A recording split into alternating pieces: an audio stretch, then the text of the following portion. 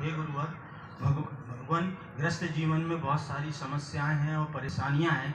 इससे मनुष्य को कभी कभी बहुत भय लगता है, लेकिन गुरु के पास आने के बाद बहुत शांति का अनुभव करता है और सारी परेशान समस्याएं उसे नग्न लगने लगती हैं। ऐसा क्यों गुरुवर, ऐसा क्यों? देखिए, कहते हैं, बड़ा प्रसिद्ध शब्द है आगम का कि जिसके पास जो होता है वो वही देता है। ददातु यत्तु यस्यास्ति सुप्रसिद्धम मिदम वचा। फिर मैंने नहीं लिखा, पूछपाछ स्वामी का वाक्य।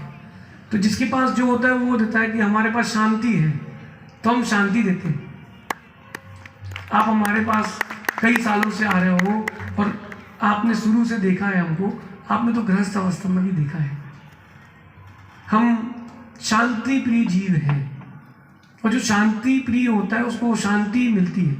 आप एक चीज़ देखना, एक दृश्य मैंने देखा था डिस्कवरी में कि समुद्र के किनारे एक बहुत बड़ा वॉल्केनो था, ज्वालामुखी। वो फटा।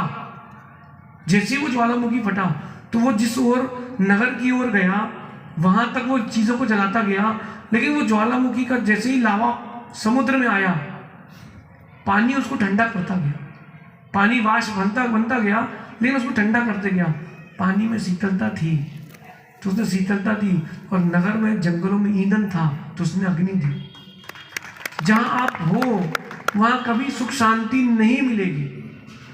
रहट की घटियों की तरह एक दुख फिर दूसरा दुख फिर तीसरा दुख चलते ही रहेगा।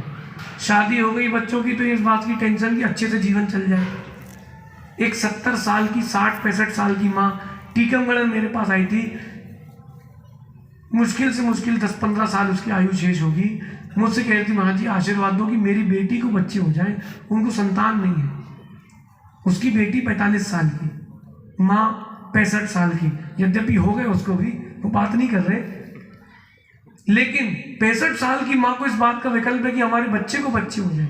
अब अपने जाने का समय है। अपनी चिंता करना चाहिए।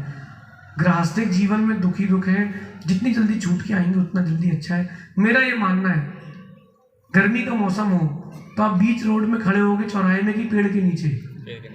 बोलिए, पेड़ के नीचे कह रहे हो कि खड़े भी होगे? तो पेड़ के नीचे खड़े हो। गर्मी बहुत है, पंचम का।